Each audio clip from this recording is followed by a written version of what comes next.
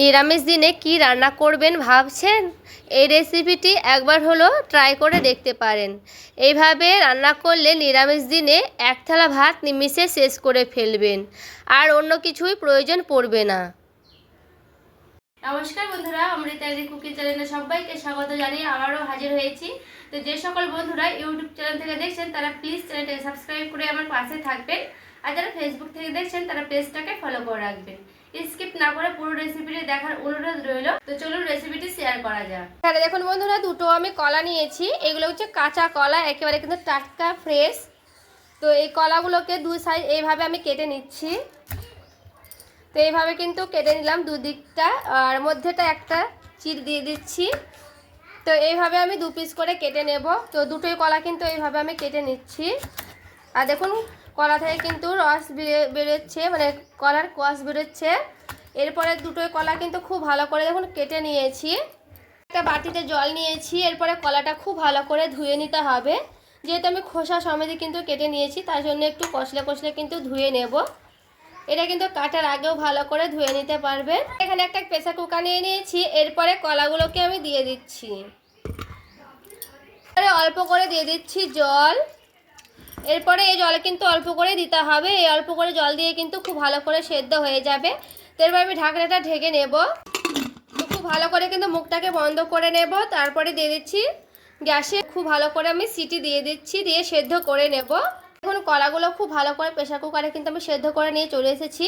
আর খুব ভালো করে কিন্তু সেদ্ধ হয়েছে, দেখে বুঝতেই পারছেন। এই যে দেখুন, এখানে কিন্তু প্রচণ্ড গরমও রয়েছে বন্ধুরা। তো এইভাবে খোসাটাকে আমি ছাড়িয়ে নিচ্ছি। তো দেখুন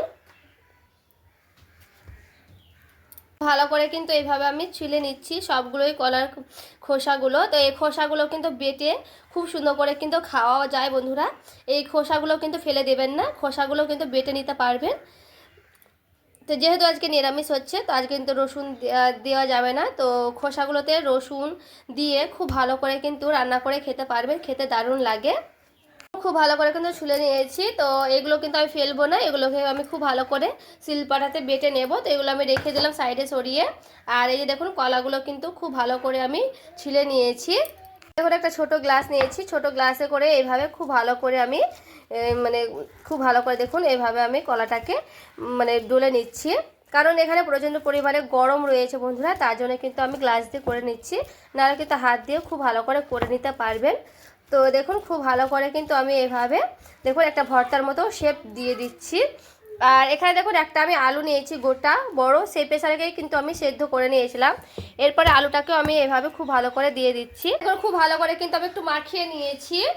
আর এখানে আমি দিয়ে দিচ্ছি 2 চামচের মতো বেসন।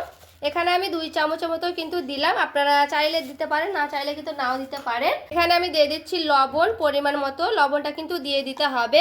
এরপরে দিয়ে দিচ্ছি হলুদের গুঁড়া পরিমাণ মতো, কাশ্মীরি লঙ্কার গুঁড়া দিয়ে দিচ্ছি, আদা পেস্ট আর লঙ্কা পেস্ট। হাত দিয়ে খুব ভালো করে মাখিয়ে নিতে হবে। এখানে বন্ধুরা হাত দিয়ে কিন্তু মেখে নেবেন, কারণ হাত দিয়ে কিন্তু খুব সুন্দর করে মাখিয়ে নিতে হবে, যেন সেই বেসনগুলো দিয়েছি বেসনগুলো যেন খুব ভালো করে যেন মিশে যায় ভেতর থেকে। তার জন্য আমি একটু হাতেই খুব ভালো করে কিন্তু দেখুন এইভাবে মাখিয়ে নিচ্ছি। পরে দেখুন খুব ভালো করে কিন্তু আমি মাখিয়ে নিয়েছি। এইভাবে কিন্তু খুব সুন্দর করে একটা ভর্তার মতো করে শেপ করে নিতে হবে। তো এখানে দেখে বুঝতেই পারছেন কেমন করে আমি করেছি। এখানে দেখুন আমি একটা কড়াই বসিয়ে নিয়েছি। তো এরপরে দিয়ে দিচ্ছি তেল। তো এখানে আমি সাদা তেলই দিচ্ছি। এখানে দেখুন তেলটা আমার খুব ভালো করে কিন্তু গরম হয়ে গেছে। আর এখানে দেখুন খুব সুন্দর করে আমি কিন্তু ভর্তার মতো একটা শেপ দিয়েছি।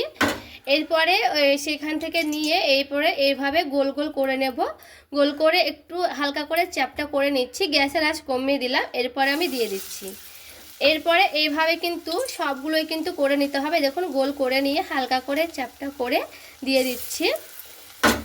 তো সবগুলোই কিন্তু আমি এইভাবে করে নেব।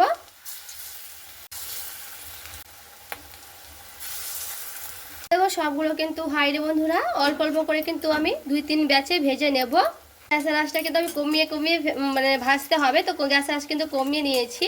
তো যেগুলো আমি প্রথমে দিয়েছি হালকা করে এইভাবে কিন্তু উল্টে নিতে হবে। এই যে দেখুন কি সুন্দর কিন্তু এইভাবে হালকা কালার চলে এসেছে নিচ পিঠটা, তার জন্য কিন্তু হালকা করে এইভাবে আমি উল্টে নিচ্ছি। এই যে দেখুন এরপরে এই পিঠটাও এইগুলোও কিন্তু খুব ভালো করে আমি উল্টে নেব। আর কালারটা কিন্তু খুব সুন্দরভাবে চলে আসছে, দেখে বুঝতেই পারছেন। এগুলো কিন্তু হালকা আছে ভেজে নিতে হবে ভেতর থেকে যেন মুচমুচে হয়। ওকে উল্টে নিচ্ছি, তারপরে ফিরে আসছি। এখানে এখন দুটো আমি আলু নিয়েছি, তো আমি এখানে দুটো আলু দেব। তা আলুটা আমি এভাবে কেটে নিচ্ছি। তা আলুটা আমি একটু বড় বড় করে কেটে নেব। এই যে দেখুন, এইভাবে কিন্তু গোল গোল করে ডুমো ডুমো করে কেটে নিচ্ছি।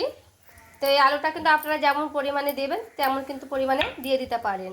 তো আমি এইভাবে কিন্তু দিয়ে দিচ্ছি একটু বড় বড় করে, আর অল্প পরিমাণে দিতেও পারবেন। তো আমি দুটোই দেব, দুটোতেই লাগবে আমার, তার জন্য। তো খুব ভালো করে কিন্তু আমি কেটে নিচ্ছি আলু দুটোকে। দেখুন, দুটোই আলু কিন্তু আমার খুব ভালো করে কাটানো হয়ে গেছে। এরপর আমি আলুটাকে খুব ভালো করে ধুয়েও নেব। আর এই দেখুন বন্ধুরা, খুব ভালো করে কিন্তু দুই পিঠ আমি ভেজে নিয়েছি। তো এইভাবে কিন্তু লাল লাল করে ভেজে নিলে হয়ে যাবে। তো এরপরে কিন্তু উঠিয়েও নিতে হবে। তো দেখুন, সবগুলো কিন্তু আমি উঠিয়ে নিচ্ছি। তো খুব সুন্দর করে কিন্তু দেখুন ভেজে নিতে হবে লাল লাল করে। তো বাকিগুলো যেগুলো আছে সেইগুলো কিন্তু আমি সেমভাবে ভেজে নেব। যেইভাবে আমি ভেজেছি সবগুলো কিন্তু ওইভাবে ভেজে নিতে হবে। তো সবগুলো আমি ভেজে নিচ্ছি, তারপরে ফিরে আসছি। এখানে দেখো সবগুলো কিন্তু আমার ভাজানো হয়ে গেছে। তো এখানে কিন্তু তেলগুলো রয়ে গেছে। এরপরে ওই তেলের ওপরে দিয়ে দিচ্ছি কেটে রাখা ধুয়ে রাখা আলুগুলো। আলুগুলো কিন্তু খুব ভালো করে ভেজে নিতে হবে লাল লাল করে।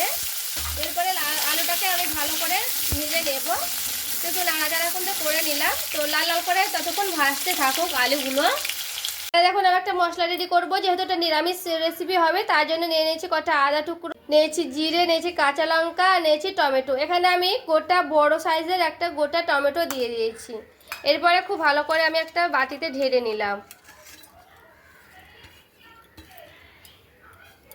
দিয়ে দিচ্ছি জল। জল দিয়ে খুব ভালো করে একটা মিহি পেস্ট করে নেব, তারপরে ফিরে আসছি।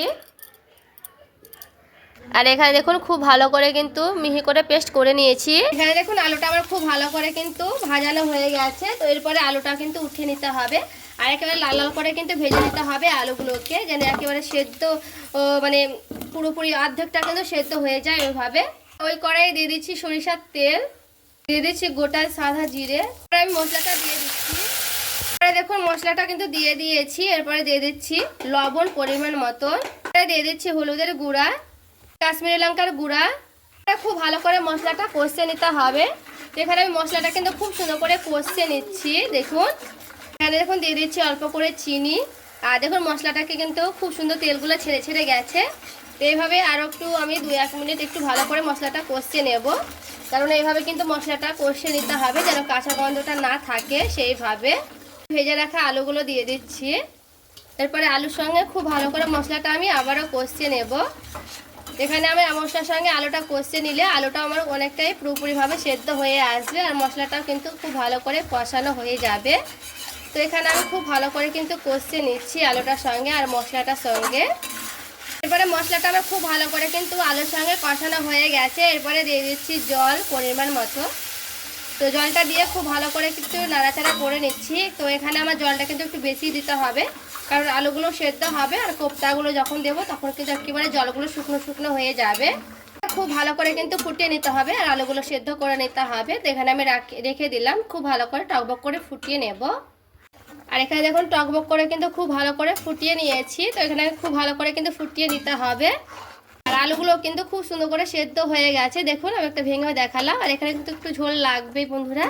এরপরে কোপ্তাগুলো আমি এইভাবে ছেড়ে দিচ্ছি ঝোলে। তো কোপ্তাগুলো দিয়েও কিন্তু 1 মিনিটের মতো খুব ভালো করে ফুটিয়ে নিতে হবে।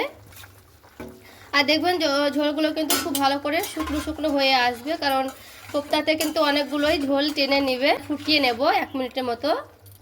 দেখুন খুব ভালো করে কিন্তু ফুটিয়ে নিয়েছি কোপ্তাগুলো দিয়ে। এরপরে এইভাবে খুব ভালো করে একটু নাড়াচাড়া করে নিলাম। তো এটাকে আমি নামিয়ে নিচ্ছি, তারপরে কিন্তু ঠান্ডা করে নেব, তারপরে দেখাচ্ছি ফাইনাল লুকটা কেমন এসেছে। আর এই যে দেখুন বন্ধুরা ফাইনাল লুক দেখতে কতটা লোভনীয় হয়েছে। আর এগুলো একটু হালকা ঝোল লাগলেও বন্ধুরা পরে কিন্তু ঠান্ডা হয়ে গেলে কোপ্তাতে টেনে নিয়ে কিন্তু একেবারে শুকনো শুকনো হয়ে যাবে। তো দেখুন দেখতে কতটা লোভনীয় হয়েছে। এভাবে একবার হলো কাঁচকলার কোপ্তা কারি খেয়ে দেখতে পারেন বন্ধুরা, দারুণ লাগে খেতে। একবার বাড়িতে তৈরি করলে কিন্তু বারবার তৈরি করবেন, খেতে এতই সুস্বাদু হয়। নিরামিষ দিনে কি রান্না করছেন ভাবছেন, এইভাবে একবার হলো ট্রাই করে দেখবেন। তো আজকের এই রেসিপি ভালো লেগে থাকলে প্লিজ লাইক করবেন, চ্যানেলটাকে সাবস্ক্রাইব করে আমার পাশেই থাকবেন। দেখা হচ্ছে আর একটি রেসিপির সঙ্গে। সবাই ভালো থাকবেন, সুস্থ থাকবেন।